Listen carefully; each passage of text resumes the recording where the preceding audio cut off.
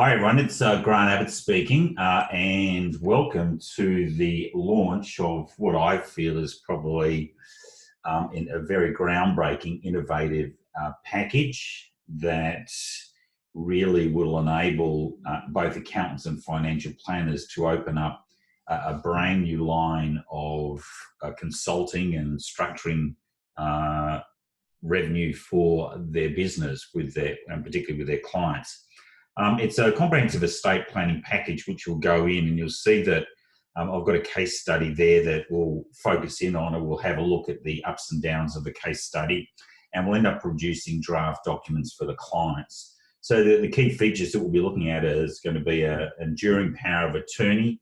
We'll look at potentially, because they've got an SMSF, an update of the deed, and also the constitution update to a leading member SMSF, one that effectively protects the lineage and also the bloodline.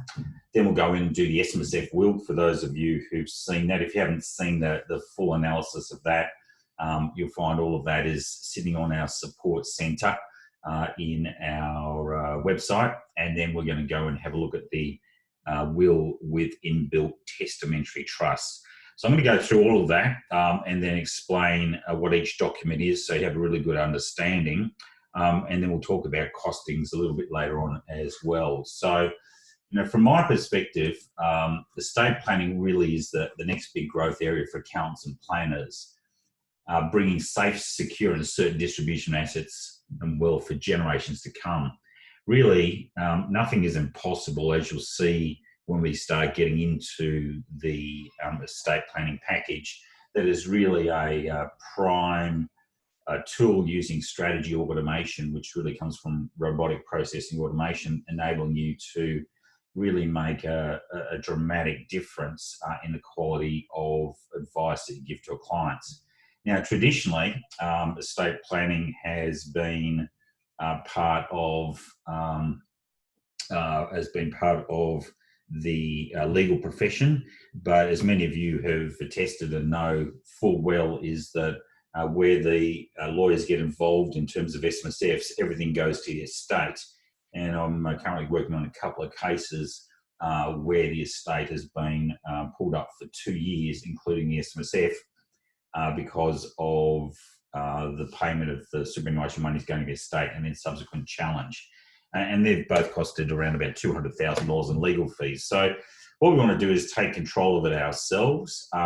If you go through the documents and you need to get legal sign-off, they're all legally signed off, but if you want to do a face-to-face legal sign-off, our partner from Abbott-Family, Tony Anamourlis, will be effectively there for you to provide that sign-off for a very small additional fee of $495, and that's by way of a Zoom meeting or a face-to-face. So again, really everything is in your court. You'll be drafting the documents through fact finds, etc. But look, the main thing for us is that we're really looking after our clients' families. We're coming up with some great structuring, and the more we, in fact, get in front of our clients, the better it is. So when we structure for succession, generally we're faced with these 4 structures in one way, shape or form. Not all of our clients will have discretionary trusts. Not all of them will have SMSFs, but a lot of them will have wills. So the comprehensive estate planning package allows you to choose options as to which parts of the documents you want. Obviously, everyone is going to have an EPOA and everyone is going to have a will. But if you don't want SMSFs, then you can actually still use the package without both of those in play. Now, the discretionary trust is something that sort of sits outside of our estate planning. So if I draw a line, let me just get my little annotator.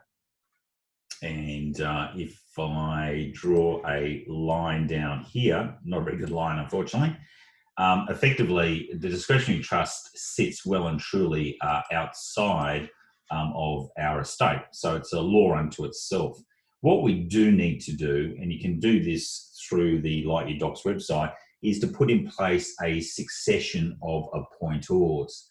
As I said, this one case I'm dealing with at the moment is tied up, and effectively the bank may well foreclose on a property because there's been a challenge to the will, and effectively the corporate trustee, the discretionary trust, has been dragged into the will, and effectively the executor and also a disgruntled dependent have held everything up. So because there has been no successor appointer, when the appointer died, everything was left up to the trustee. So future trustees could only be effectively replaced by the current trustee. And now that is wound up in legal inaction, it means no disbursements, nothing is going out of that discretionary trust, which puts into play a problem because the discretionary trust is now well and truly behind arrears in terms of P&I with a bank.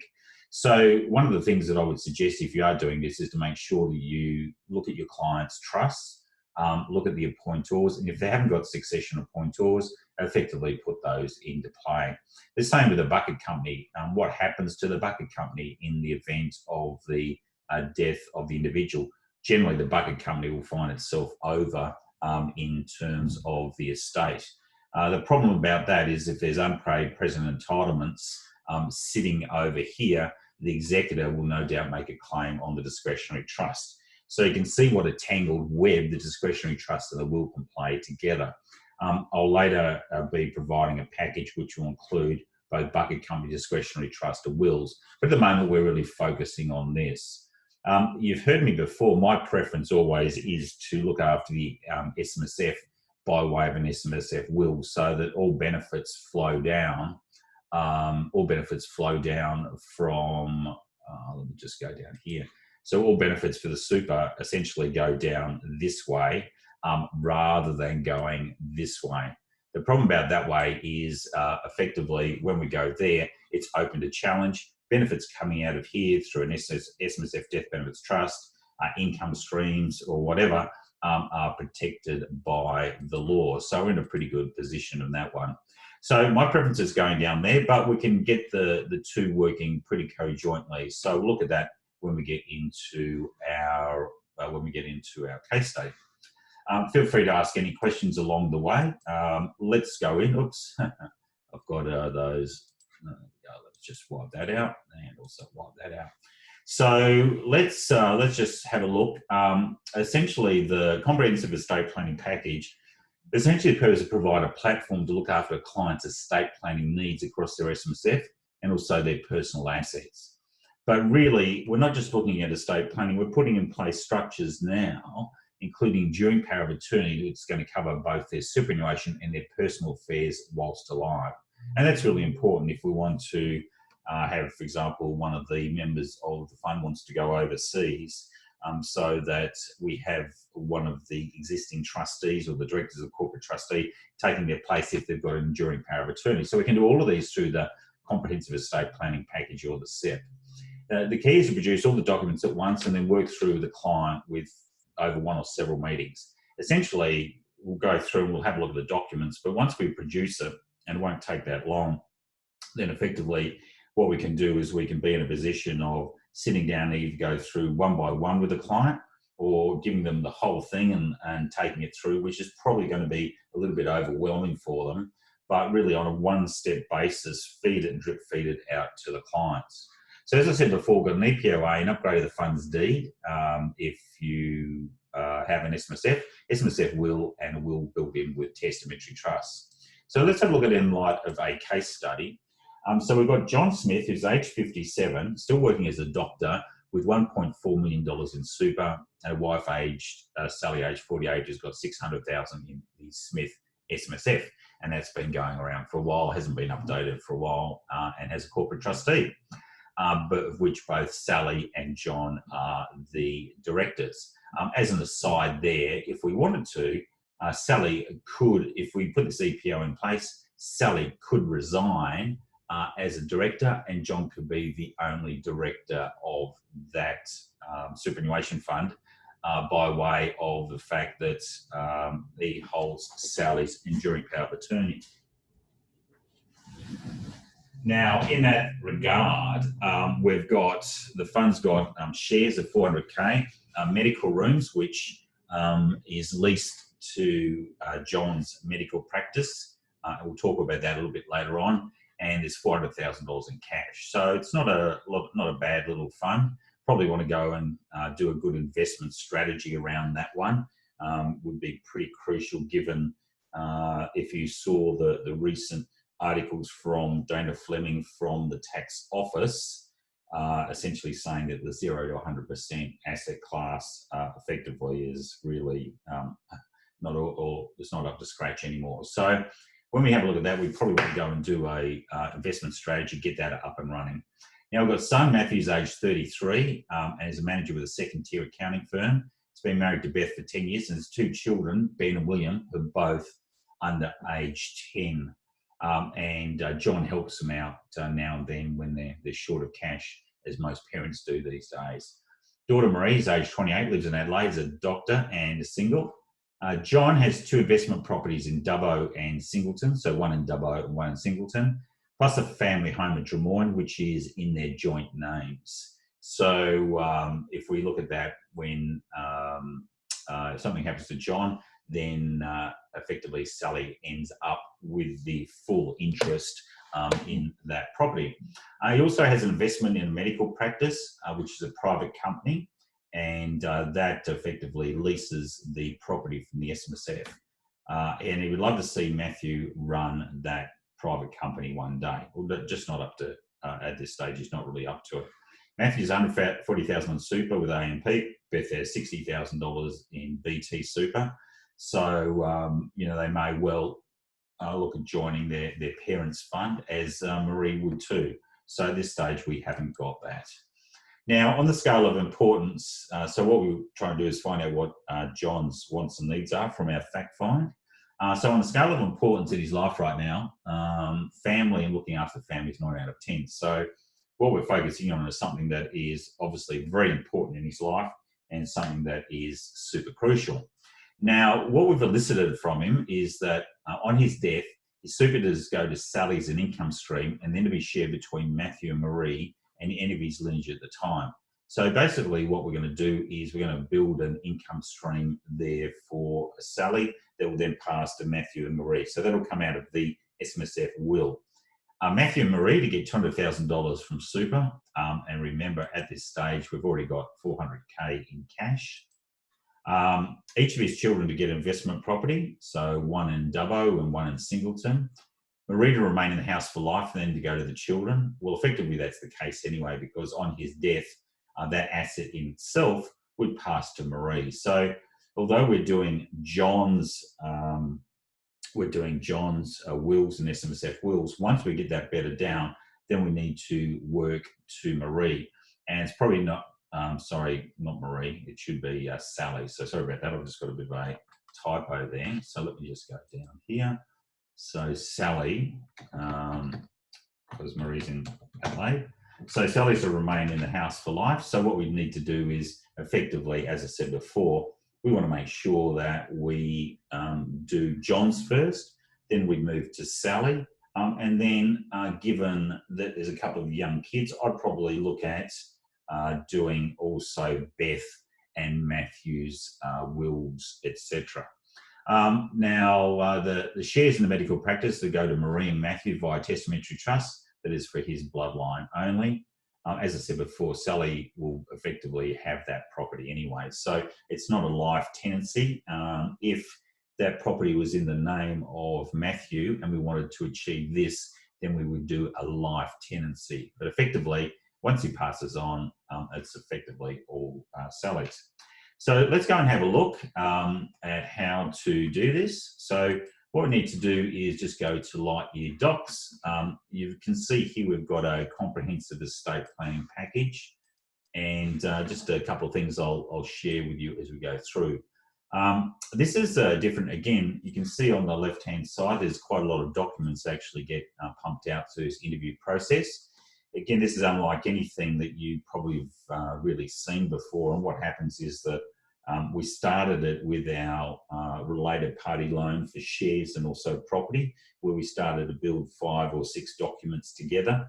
Now we've turned our attention to the estate plan.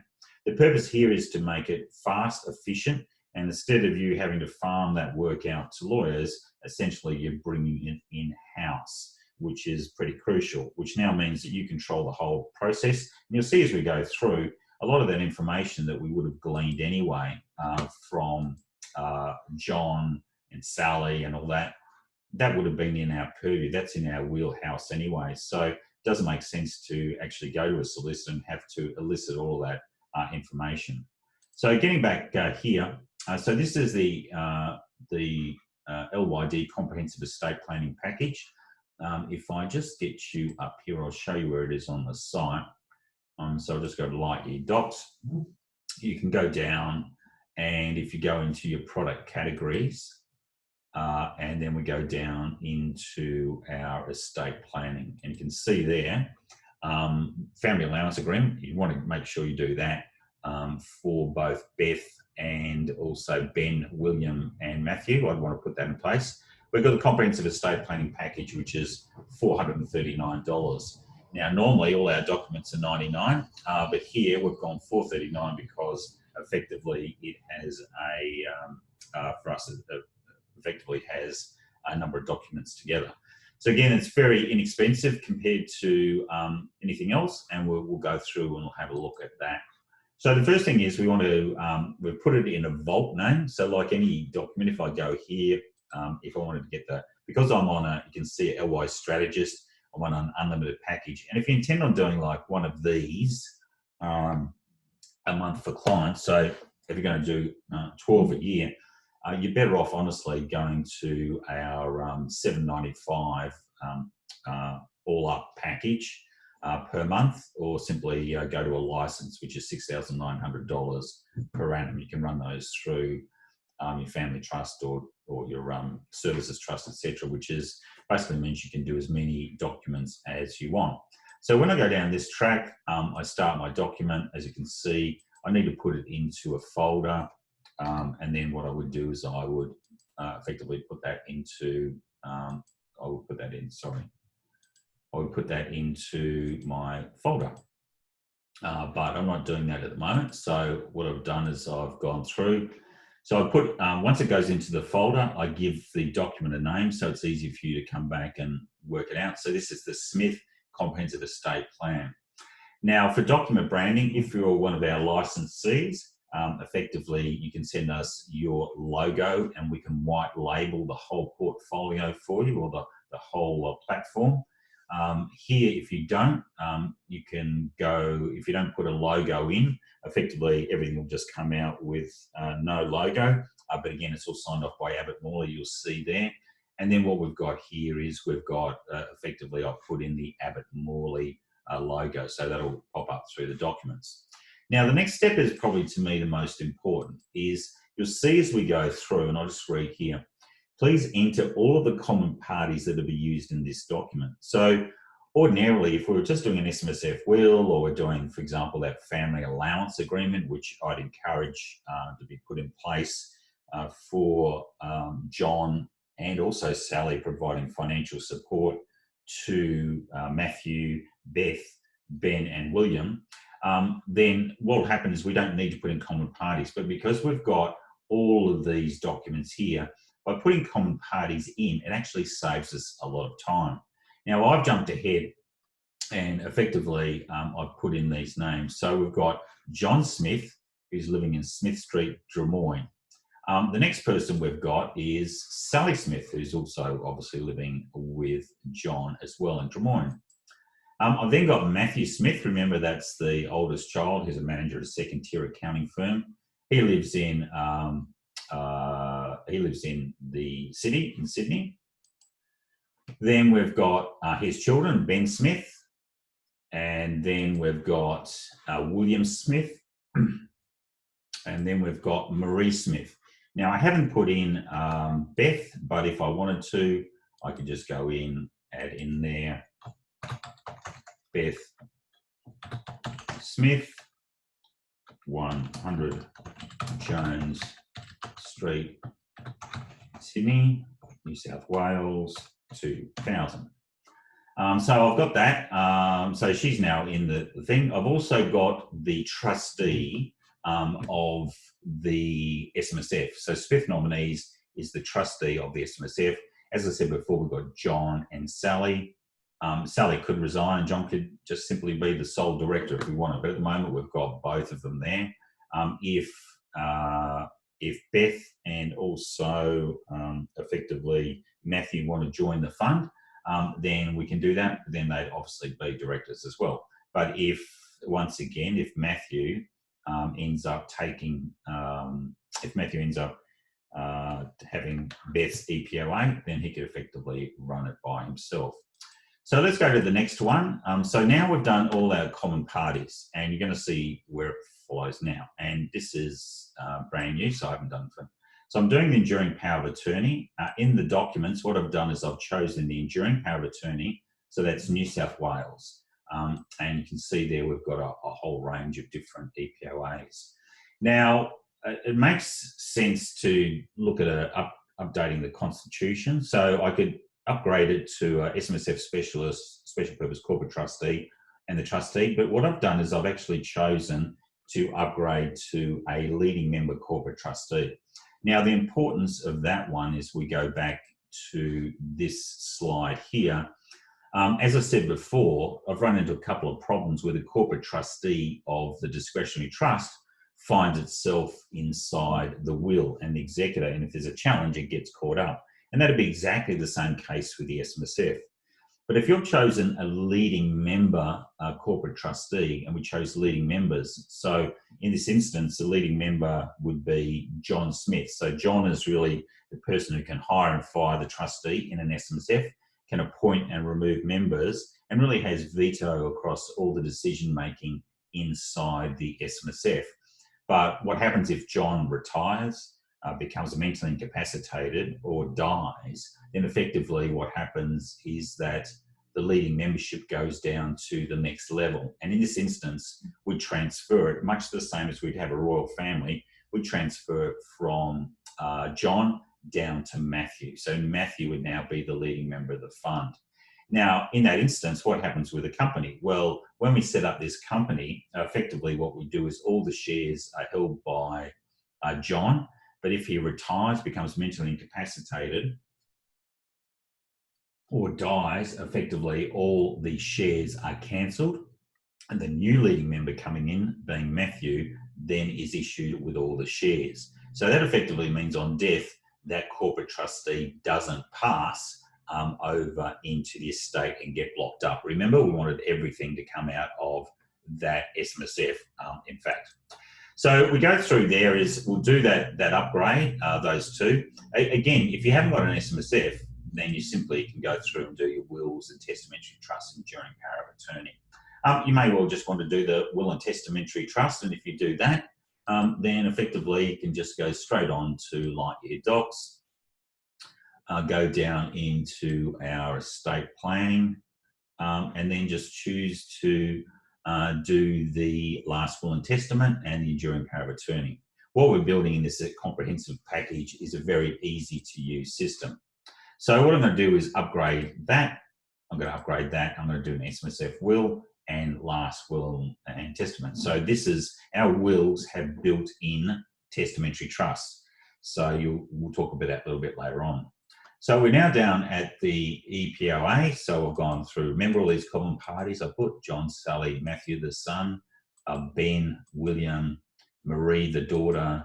We've got the trustee company for the SMSF, and we've got Beth, that is Matthew's wife. So we now come down to our enduring power of attorney. So what I do now is I can either put in, what I would do is I'd leave this, because it's in draft, leave this open. And when we come around to signing, you can go back into the system. Remember, we can go back at any point in time, go into my vault and relaunch and effectively put in the data. A couple of new features that you may not have seen here.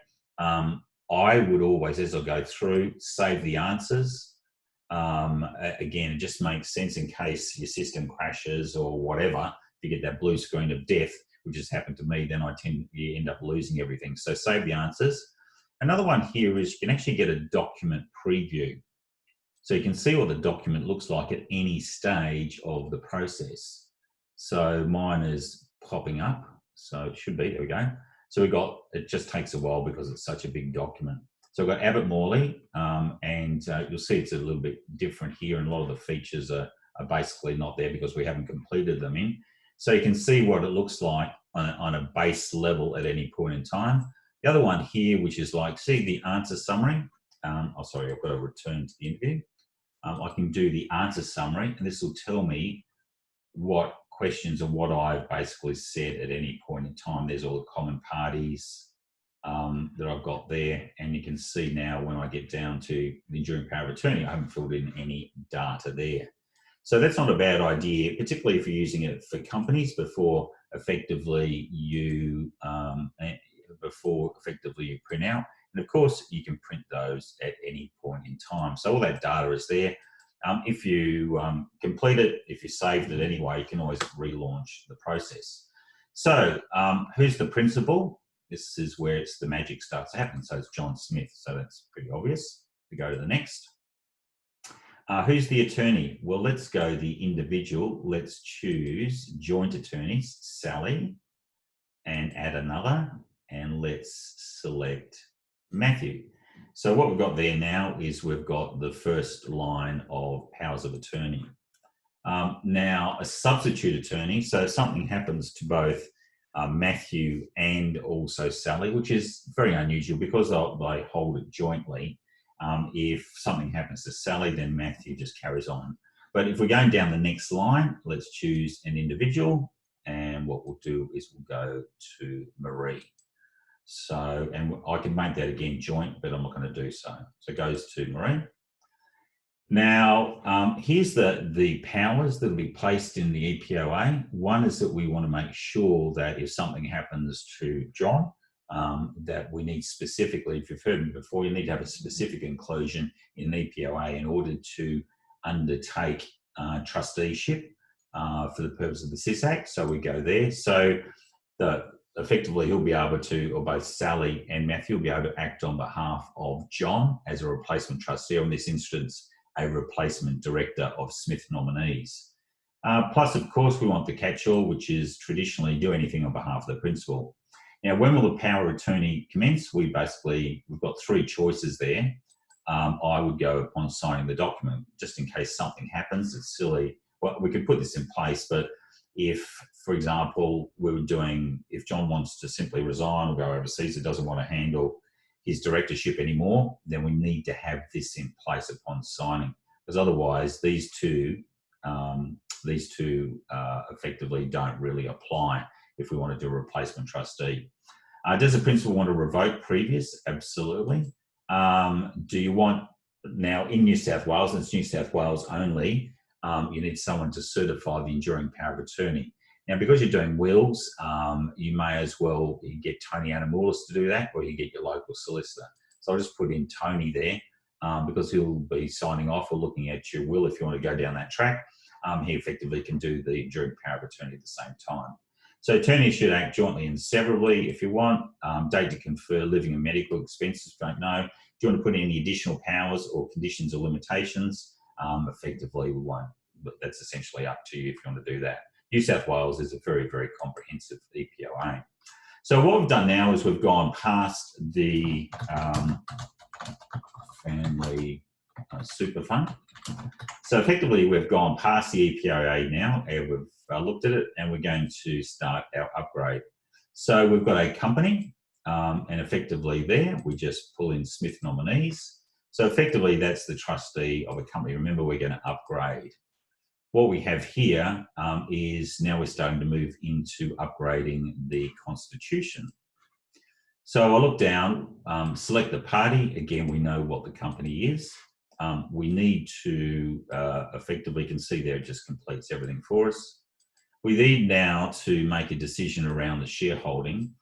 What I would say here is we've got John Smith. As I said before, John's going to be the leading member of this SMSF.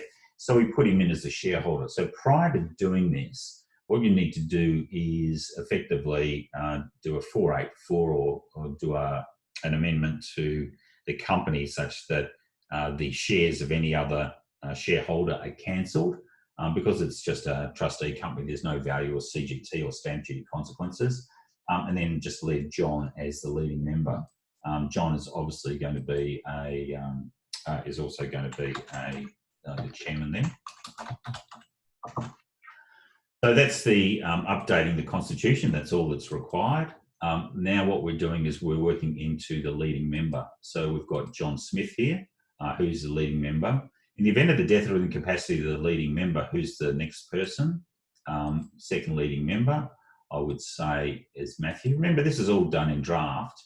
And the event there's something wrong with Matthew, third leading member, we would then go down to, probably we'll go to Sally. It was going to depend at this stage. It's going to depend on who's a member of the fund, obviously. So I'm sticking to those. Matthew would need to end up being a leading member. Now, do we want another line? No. So we want to finish it there. So we've got John's the first one, then Matthew, then Sally. But of course, before we do that, we'd also have to have an appointment to the leading membership. And you can get that if you have a look here. If I go up to my product categories again, and I go down to SMSFs, what I need to do here, oops, so I've gone too quickly. I go in here and you'll see there that I can do, there's a member appointment, leading member of an SMSF. So I would do that for Matthew, obviously. So just going back here, so I've got the second leading member. Now, obviously, which state we've got is New South Wales. Leave the date on which it's going to be changed. We need to put in a variation because we're actually varying it. So we have to put in 03 2015. So it hasn't been updated since then. If we wanted to update it, if you have a look at the last update, if it's been varied before, you can actually pick up all the variation dates before. But I assume this fund was only set up in 2015. We then need to go to the clause, which deals with the variation. So we put that in, we look through how it's to be varied. Now we may find that the SMSF needs to have a principal or founder or leading member to attest to the fact that it needs to be upgraded. But here we go, no, there's no other. It just simply says the trustee of the fund can update. So that's effectively we've gone through our SMSF process. Now we're going into our SMSF will.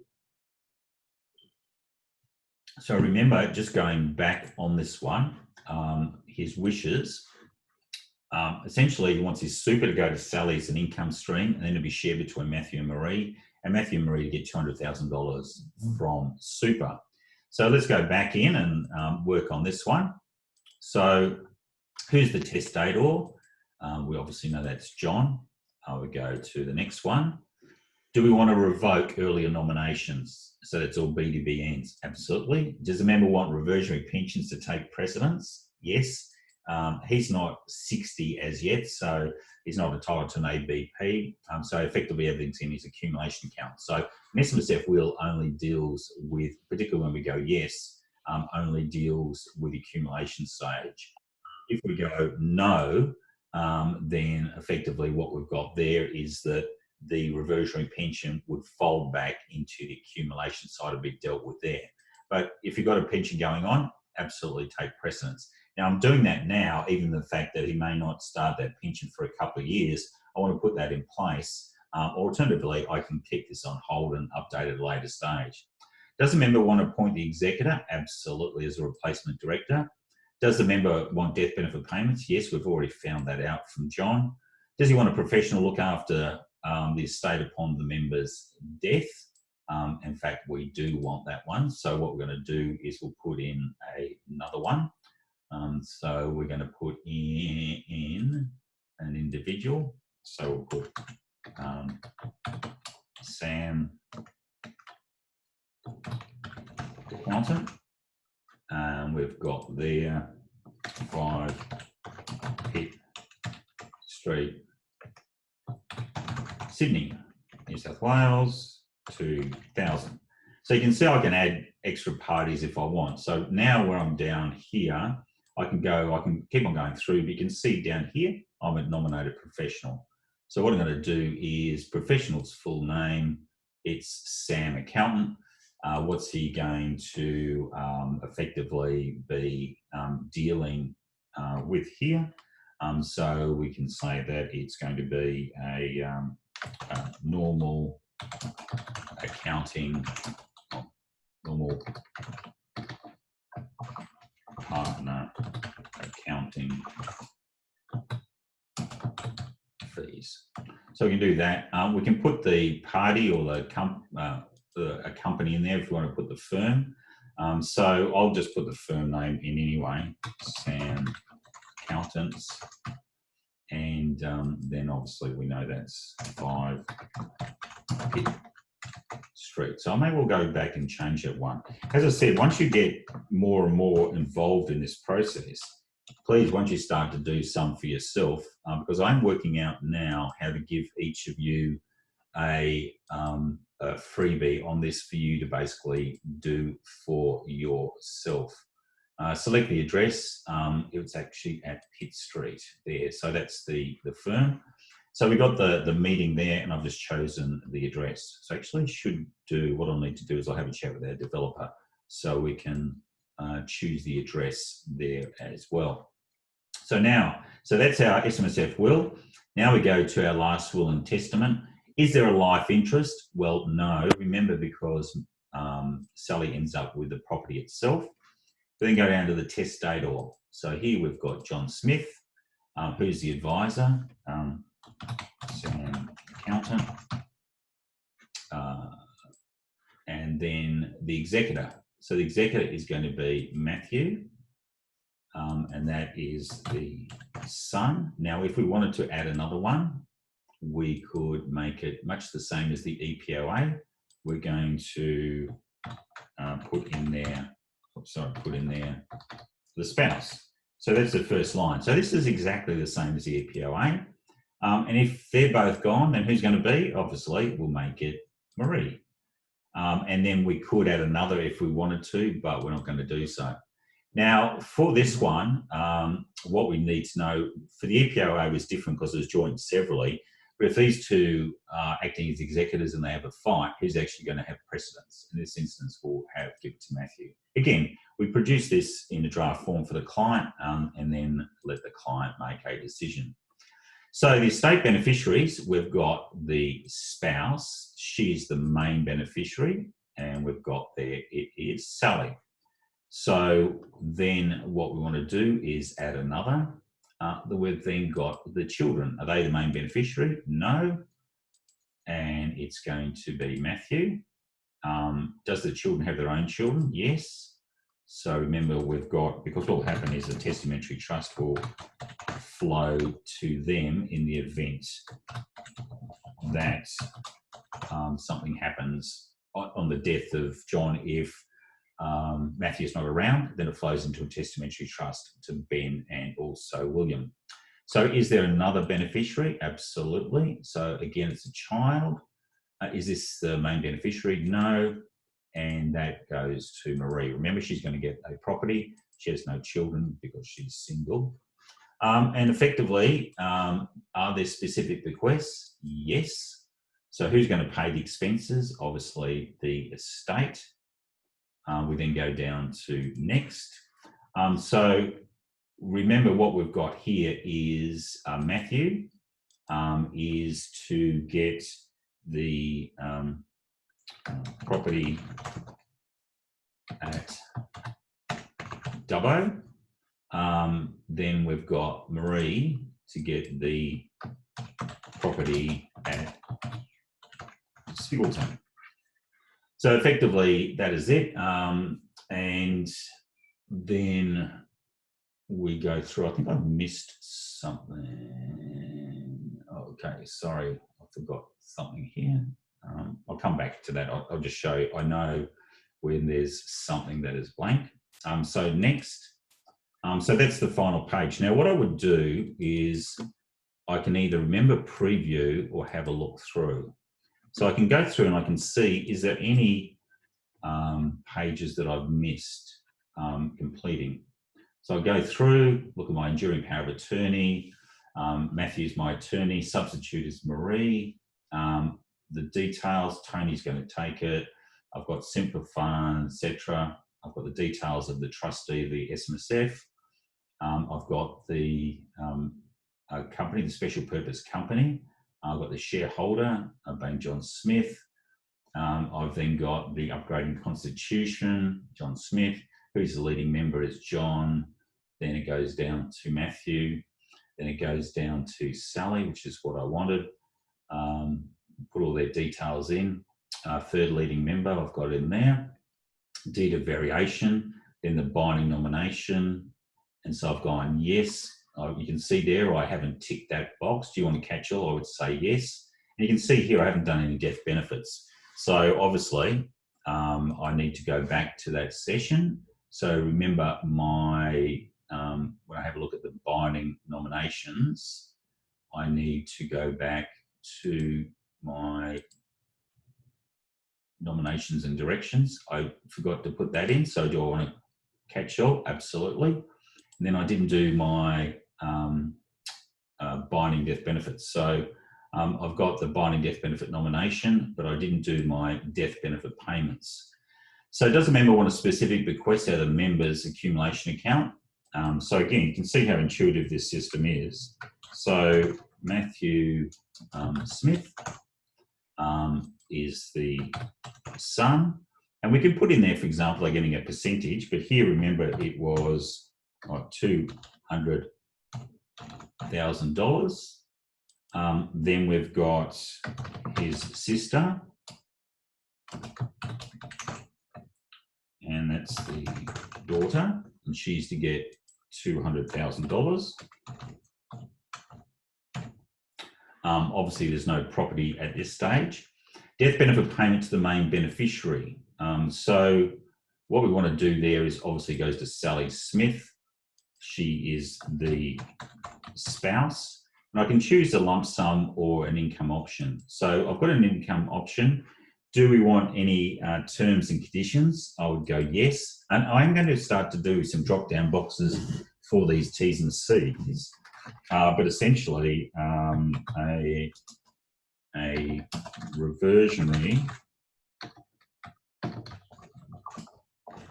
that's right, reversionary income, oops, sorry about that, typing, income stream payable to Sally with any remaining capital on death to be split between my children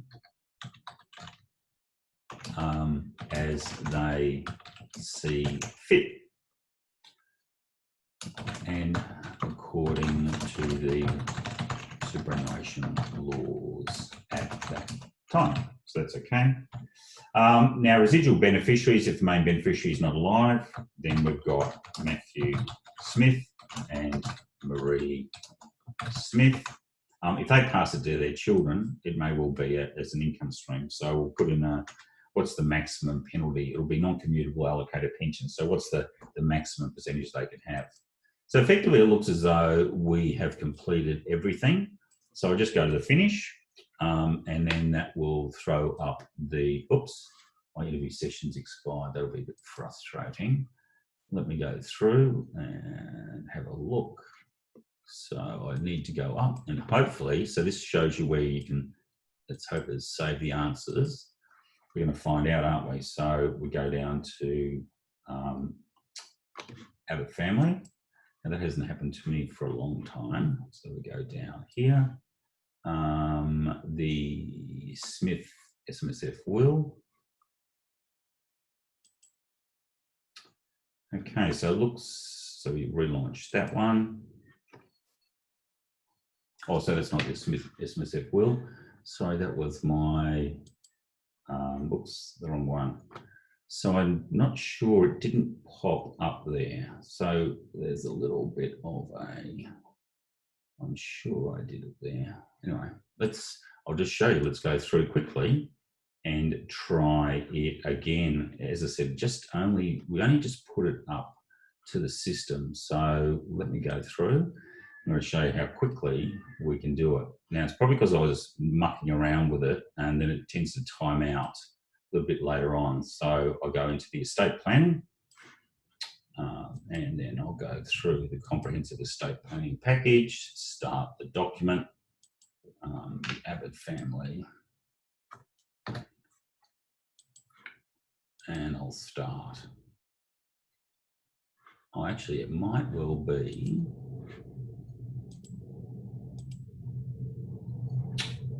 UPA Smith.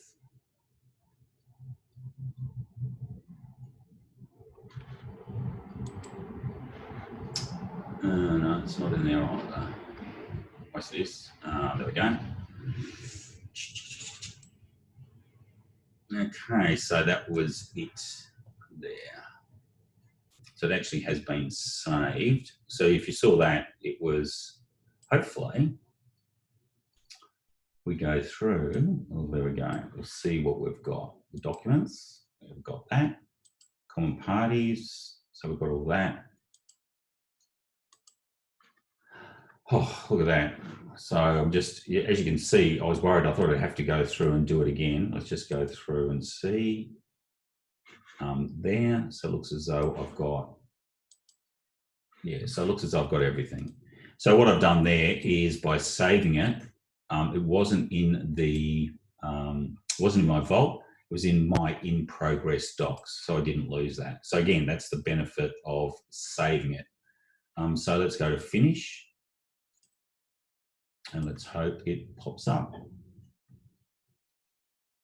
So as you can see, it's a pretty big document. In fact, I think it's about 180 pages. And there we go. So again, this would be a draft. I'd probably put a draft watermark on it as I went down, mainly so I can send it to the client. So you can see the logo there, Abbott-Family, pops up. Contents, these are all the contents. Obviously, if you don't tick one, they don't pop up. But first one we've got there, John and Sally and Matthew. Remember, they're our enduring powers of attorney, signed off by TGA Legal. And then when we go through, New South Wales is a little bit different. So we've got appointment of the attorney by the principal. Let me just open this up a little bit so you can see. I, John Smith of 5 Smith Street, appoint Sally Smith of that, and Matthew is my attorney. If I appoint more than one, then my attorneys are appointed jointly and severally. Remember, we tick that box. I revoke any previous appointments. I authorise my attorneys to do anything on my behalf, and also to act as my replacement director as well. Again, as I said, you need to have that in place in order to be valid under the SIS Act. We've then got, if both of those aren't there or they vacate the office, then Marie steps in. And then what we've got to do is we go through and get it signed. Now, the prescribed witness there needs to be a solicitor. So that's the principal, and then we have the witness, and this is the certificate. So again, we've put in Tony Anamourlis, but you could have easily gone back and just put in your local one if you wanted to do that.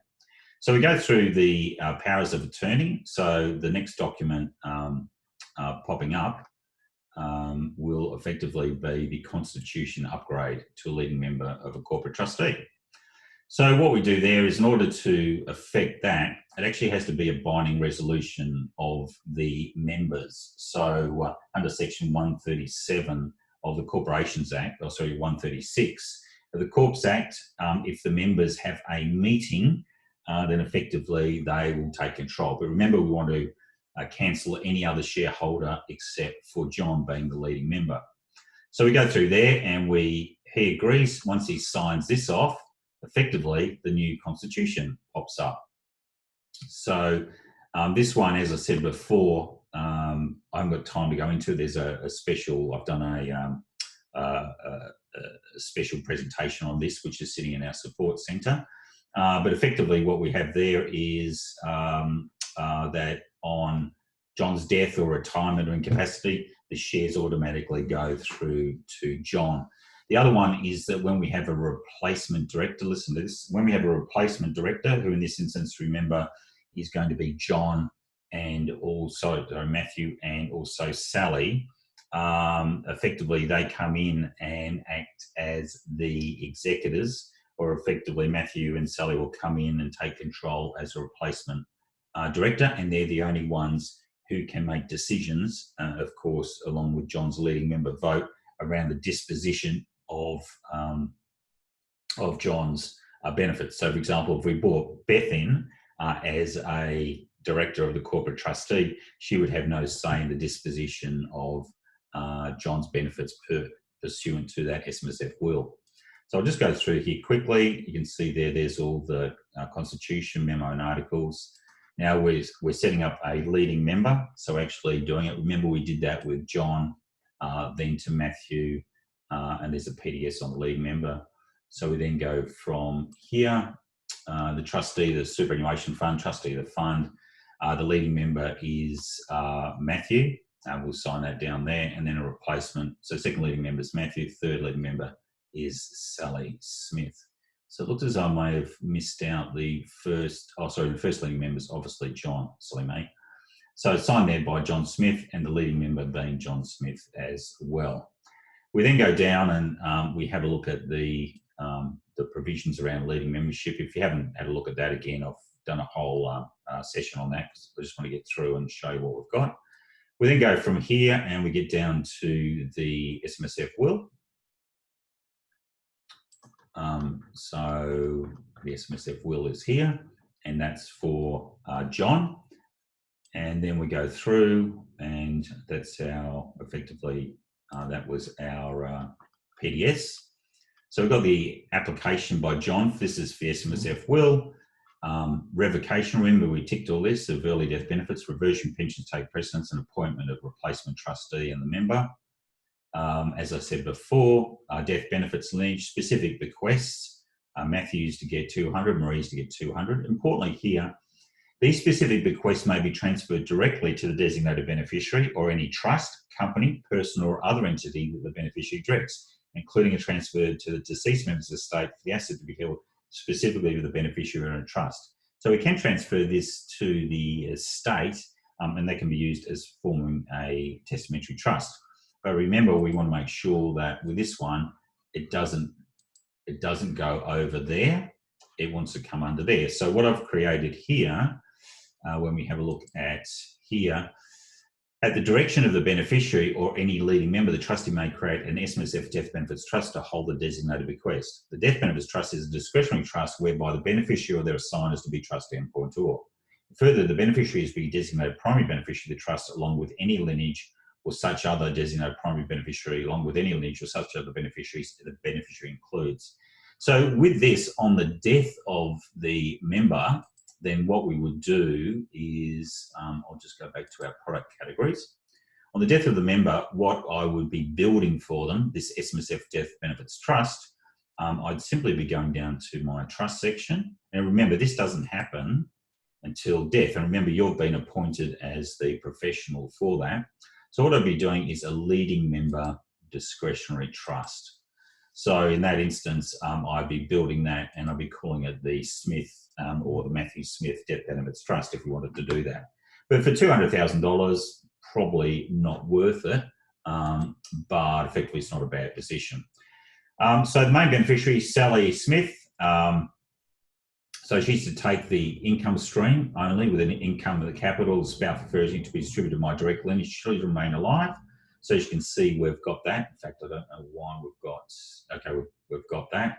Residual beneficiaries, Matthew and Marie, let's go to them proportionally, but again, they can set up death benefits trusts, so on and so forth. No main or residual beneficiaries alive, then it goes to the estate.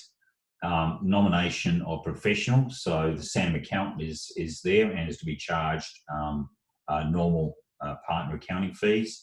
And if super benefits aren't payable because the fund's non-complying, then again it goes across, is to be distributed just to bloodline and lineage.